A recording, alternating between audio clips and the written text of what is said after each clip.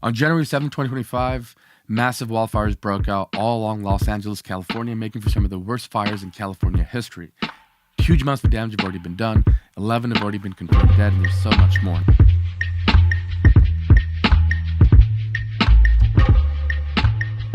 So California is a state of 40 million people, and we have been following this wildfire since pretty much the day it started. I've seen a lot of opinions, seen a lot of videos, watched a lot of first responders and first-hand reports on this. Seen a lot of podcasts, the Adam Carolla, the PBD podcast on all of this, and throughout this time I've not found a video that's quite as precise as this video by 2-Bit Da Vinci. So I just want to shout out to 2-Bit Da Vinci for all the work he has done. I myself can appreciate that because he's talking from the mindset of an engineer. That's something that I can relate to a little more than any other thing. So shout out to 2-Bit Da Vinci. He's doing a nice job with this podcast, with this channel of his. And the way he broke down this California wildfire, yes, he lives in California. Yes, he's pseudo affected by this, even though he's 100 miles away from the closest fire. And I just like that he broke down a lot of things. And so throughout this video, I've taken down all the critical points that are worth focusing on, and I've put them on your screen so that you can follow along as these things are mentioned. And these are points bordering about things, the facts about California, how much they raise yearly from taxes and property taxes, and the events leading up to the fire. And then the lower part is focused on the things that happened since the fire that has led to exacerbation of this wildfire. And I think these are things that we should all have in mind while watching this video. So I would like not to interrupt, although I've made some clever cuts to take us straight to the point because the original video is about 30 minutes long, and I just wanted to save us time. So I really want you to follow along. I've made those cuts. I want us to watch the video together while looking at these points, and maybe we can begin to understand more what kind of failure of leadership this is. And man, maybe if you're in California, you live there, maybe you can factor these things in mind when next you're evaluating who to vote for uh, in an election. So In the morning of January 7th, Nick Libinati was the first to report the Palisade fires from his home in Piedra Morada Drive in Pacific Palisades on Tuesday morning. Like I mentioned, so far we have 11 confirmed deaths, and so far it's burned about 60 square miles, about 40,000 acres. And to put that in perspective, it's about 28,000 football fields. Now, so far more than 12,000 structures have been burned, including thousands of homes and businesses. Now, private firms, insurance adjusters have put the cost so far in damages between $50 and $150 billion. Now, there were actually 6 fires in total, but the Lydia fire and the Sunset fire were both smaller, and at the time of recording here on January 11th at 8 p.m., those fires are 100% contained. So then we have the Palisades fire here, we have the Eaton fire here, and if you kind of zoom in, you can see the current fire front and the evacuation regions. There's the Kenneth fire up here and the Hearst fire up here. Now, the 2 biggest fires by far are the Eaton fire and the Palisades fire. Also, really quickly, we don't actually know what caused the fire. The normal culprits are accidents or arson or lightning strikes or electrical service utilities. And so far, there's no evidence of accident or lightning or electrical fires from service utilities, but there have been some arsonists that have been caught and arrested. We don't know if that's the cause of all these fires, that particular neighborhood. We're not sure just yet. That will all come out. Now, before we get into the complex parameters of water and failures of leadership, let's talk about the perfect storm of ingredients that came together to make this fire as bad as it's been.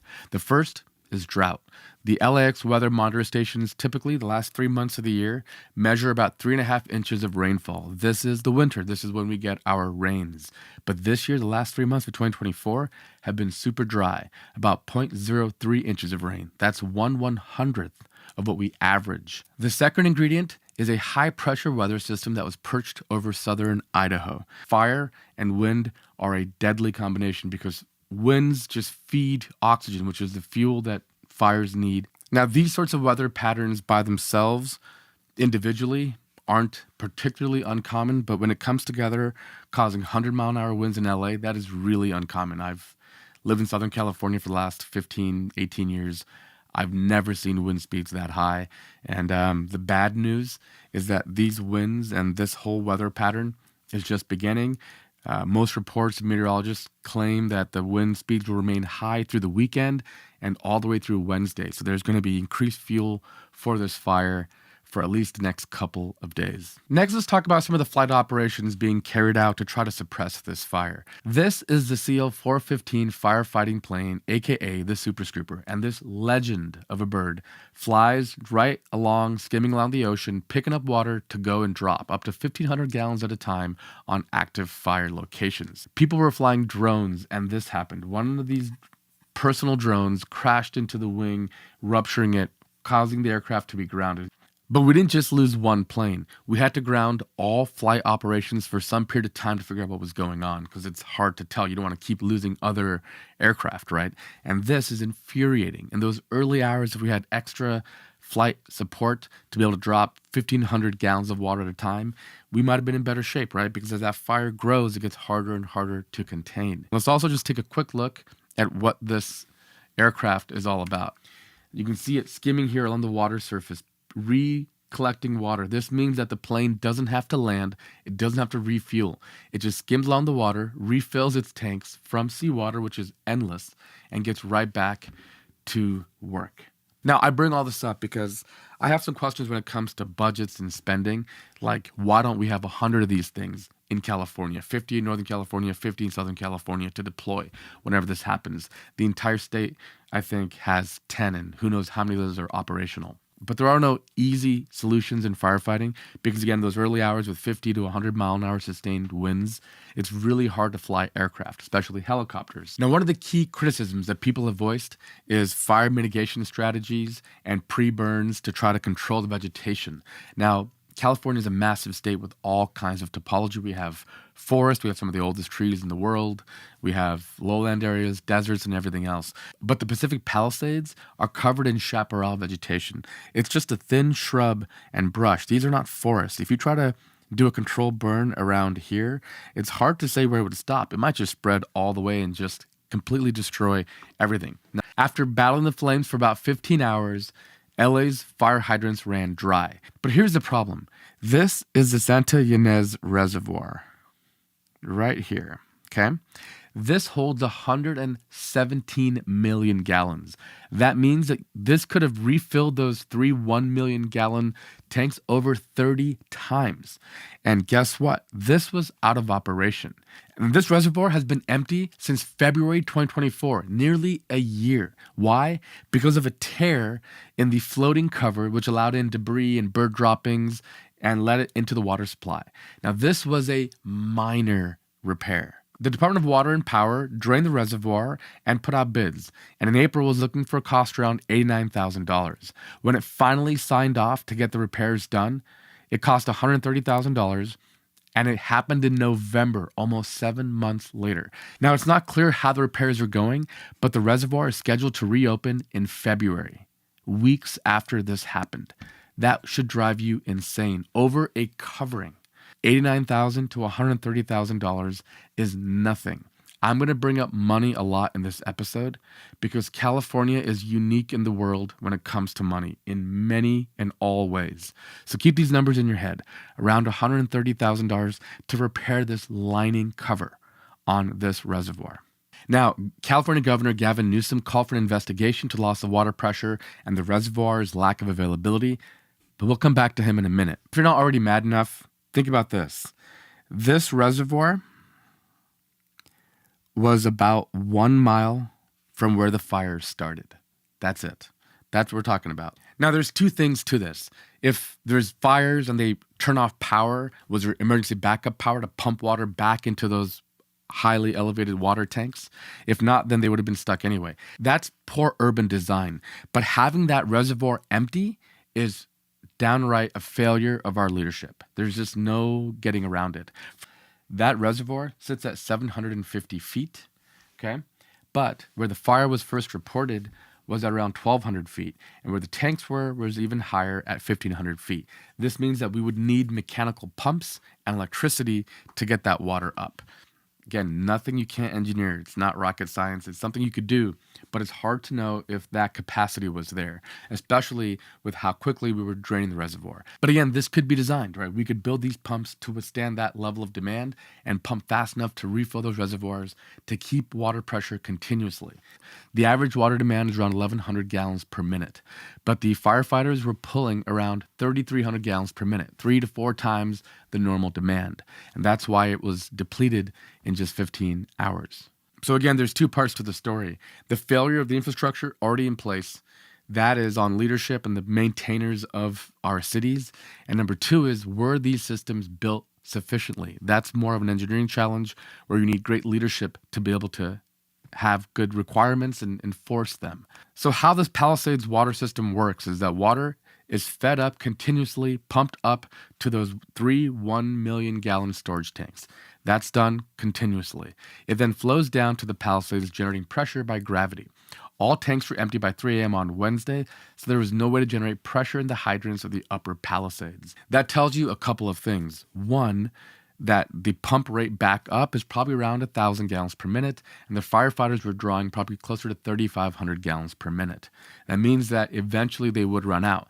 But if I was a city planner, I would have backup systems, backup pumps that normally don't operate with a backup energy generation station. So if the power goes out or anything else, you could still pump extra water. If you could pump the same rate you're discharging, you could fight the fire indefinitely, 40 more times. So after 15 hours, due to poor planning and preparation, the firefighters on the ground have no water pressure in the hydrants. Now our only weapon in the fight is aircraft. As we've mentioned, there are some aircraft that will load fresh water and dump it onto the active fire area.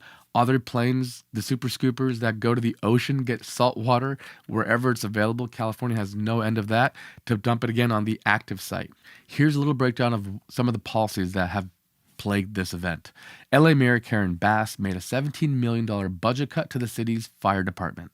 The chief of LA's fire department, Kristen Crowley, has been throwing her under the bus, saying that her team was not equipped for this, that they didn't have the assets and the apparatus in place, either for action or even pre-deployment. A lot of times when you know a fire is happening, firefighters will send equipment, trucks, personnel, apparatus to nearby fire stations in preparation for what's going to happen. And they were saying that they were so understaffed and under-equipped, they were not able to do that. $17 million budget cuts for LA, a city that is known to have fire issues and lots of money. Hard to imagine. That part of the story about these dams being destroyed to save the fish is just a meme, and it's not true. Yeah, the point remains that even while it may be inaccurate news or just a troll to say that he sent water to the Pacific Ocean to save a fish rather than keep the water to fight fires, the point remains that he took out about 4 dams that used to exist, and then that would make it easier for fish to travel along the water on that line without the damage done by them falling over on the dam, kind of like preserving aquatic life. They had the funds to do that, but they don't have the 50 something odd $1 million to maintain the other existing dams. And to make matters worse, they sought to do that first before paying to maintain the existing dams. Now, these dams that were taken down are providing hydroelectric power to a lot of homes. However small it is compared to the scale of the city, it's still significant, especially at a time when you're trying to move everybody in the city to electric this, electric that, electric cooking, electric lawnmowers, electric leaf blowers, electric cars, of course, electric cars. And you are, however small it is, you're taking away from the hydroelectric power generated through these dams when other dams are not even functioning at optimal capacity. At the very best, this is skewed priorities at the very best, and it's one of those things that people tend to look at and say this is virtue signaling over actual strategy. Just like when you have a lot of DEI hires in the state. I think I heard it somewhere, someone say it's up to 70% of city staff are DEI hires. And so at the very best, if I were trying to be very optimistic, these are skilled priorities from the leadership of the state. And so I'll just leave us to finish up this video, and then we can discuss more on the next video. But before you think I'm letting Gavin Newsom off the hook, I got to get to the financials of California. Remember when I said California's financials are just insane to understand? According to Statista, here's a breakdown of tax revenue by state. California makes $220 billion in tax revenue. The next biggest is New York at $125 billion, about $100 billion less. Texas, which is really profitable, a well-run state, has no income taxes. So as a result, they only collect $86 billion. So we have $220 billion each and every year. So by far and away, the largest tax collector in America. There are only 56 countries on Earth with a GDP higher than California's tax income from taxes. The rest of these countries all have a lower GDP than what California makes, not from GDP. California's GDP is insane. It's in the trillions, just from taxes. So when I hear that we have to cut, we don't have money for $130,000 to tear a liner, that we don't have $17 million for firefighters, I got to tell you, I'm, as a long-term Californian, completely fed up with this. I think our financial state is absolutely insane. A lot of countries, a lot of states don't have the kind of money to take on large infrastructure or to fix all their problems. That's not the case here. $220 billion goes a long way. So what do we actually spend it on? So that means that K-12 education and health and human services is nearly $200 billion. Again, we make about 220. I think this year might be 230. Well, we'll see after all this. But that's a huge amount of our spending. California has 188,000 homeless people. That's about a quarter of all the homeless people in America. And that number grew 3% year over year. And it basically grows every year. The homeless population is growing. Now, does that mean that more people are falling into homelessness, or are we attracting homelessness? I mean, California has some of the best weather in America all year round. There are places in California you can live outside in a tent all year. Those things I don't know, but I can tell you that these plans are not working. And there's huge levels of unaccounted for allocations, money not being spent properly, and all the rest. But to put that into perspective, that part of the government is eating up $114 billion. That cannot continue. If we cut that in half and forced California or 50 billion or some number, they might actually have better outcomes because maybe we'd have better people in charge who could do a better job of handling it. By the way, that $220 billion doesn't include property taxes, okay? The average per capita that a person in California pays is $19.50 per person, okay? The population of 39 million people, that's $76 billion every year in property taxes. Now, that money isn't counted to the state because it goes into local coffers, but that's another nearly $80 billion. Combined, $300 billion. Think about that for a minute. So remember earlier when I said Gavin Newsom probably isn't to blame for the dams at the very north of the state? This is where he definitely is to blame. This is an article that talks about the 42 aging dams in the state that need money for restorations, about $50 million in total. Now, apparently there's no money for these dams to fix them. And as a result, they've had to run at lower than usual capacity. Okay. Now I want to put this into context for you. $50 million after the numbers that we've just been talking about is less than nothing. Why is this so bad? I live in San Diego. Last winter, a year ago, we had really, really good rainfall. We basically get really good rains every couple of years, like every 4 years, kind of the El Nino cycles, and then kind of dry, clear blue skies and no rain. So when I heard stories a year ago that there were dams in San Diego in particular and other parts of the state that were so damaged that the dam operators had to open levees and let the water out, because if they kept the water back, the pressure from all that water could cause a catastrophic failure. So dams were so compromised that they couldn't hold back about 107 billion gallons of capacity of water. That's what was lost by not repairing these dams. So 17 million to fund the fire department, add a zero, give them 170 million, and 50 million, potentially 100 million, because these things cost more than they say, 200 million, 500 million, whatever that number was, we could easily afford to fix it. And if we had 107 billion gallons, that's like having 1,000 Santa Ynez reservoirs. 1,000. Picture that. That reservoir that we showed you near the Pacific Palisades, 1,000 of them that we could litter across the state, across all the major population centers, Northern and Southern California, in the event of the next one, right? And that wasn't done. Over $50 million.